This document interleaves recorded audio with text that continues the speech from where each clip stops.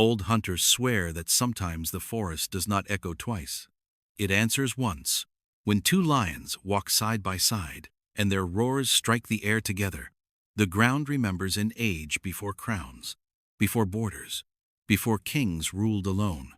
And when that sound rises from the deep green woods, it means a judgment is about to be made. Deep within a forest where sunlight breaks only in fragments, there is a path that splits into two, yet leads to the same place. There, the elders say, walk the twin kings. They are called Aurelian and Kereth, born in the same breath, crowned in the same storm. No hunter ever agreed which was older.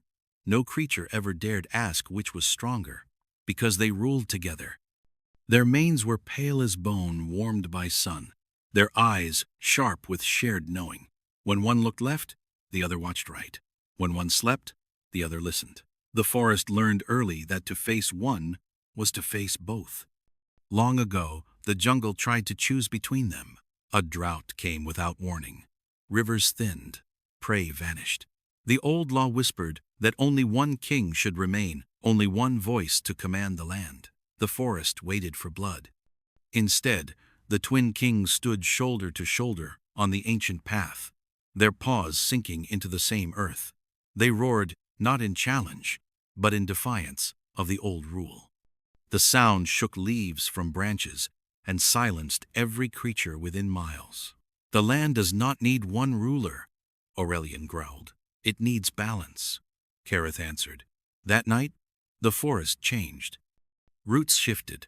New paths formed. The drought broke not with rain, but with patience. The jungle learned a truth it had long forgotten. Power shared does not weaken, it endures. Even now, hunters claim that if you walk deep enough, you may see two pale shapes blocking the path ahead. They do not chase, they do not attack. They simply stand. A warning, a reminder that some thrones were never meant for one, and some roars were never meant to be heard alone. The twin kings still walk the forest. Before the forest learned fear of men, and before paths were carved by iron and flame, there existed a stretch of land so dense and alive that even light had to ask permission to pass through. And at the heart of that green veil walked two lions who were not born as brothers, but became so by fate. Their names were never spoken aloud, because names gave humans power, and these lions were never meant to belong to human tongues, so the elders called them only the twin kings. They were pale-maned and massive, their eyes clear and unblinking, their steps perfectly matched, as if one shadow had split into two bodies, and wherever they walked, the forest quieted, not in terror, but in recognition. The twin kings did not hunt like ordinary lions. They waited, watched, measured, because the forest was not theirs to consume, but to guard. And every creature beneath the canopy knew the law, even if it could not name it. Take only what you need, cross only when invited. For years this balance held, until men arrived with blades bright enough to offend the trees, and voices loud enough to shatter stillness, believing the forest was empty simply because it did not answer them in words.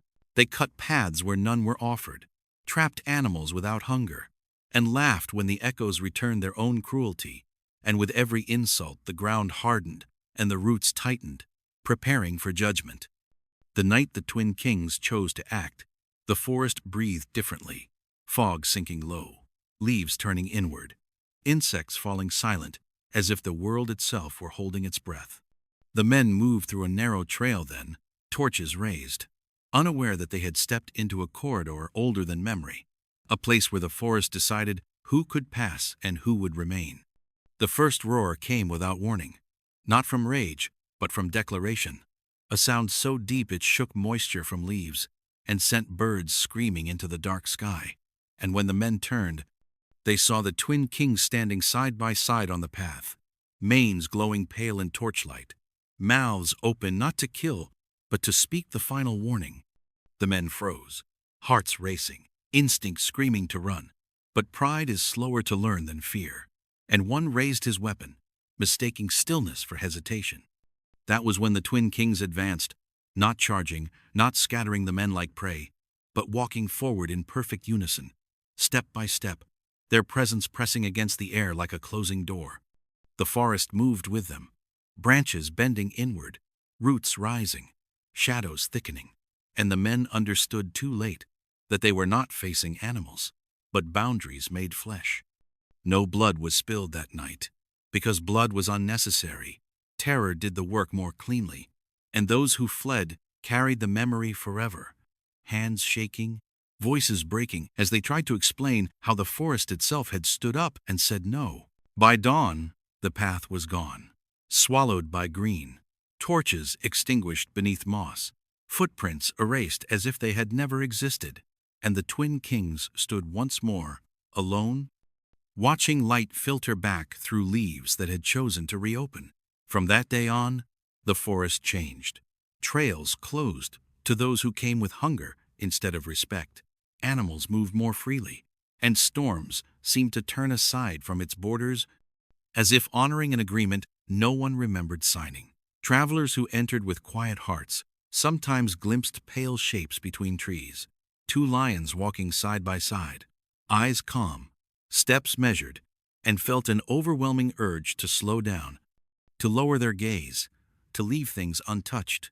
The elders say the twin kings still walk there, unchanged by time, because they are not merely lions, but the answer the forest gives when it is asked to surrender, a reminder that some places are not meant to be conquered or owned, only approached with humility. And when people speak of untouched lands and wonder how they survived when so much else was taken, the forest does not answer with words. It answers with two pale figures standing together in silence, reminding the world that unity is sometimes stronger than claws, and warning is sometimes kinder than destruction.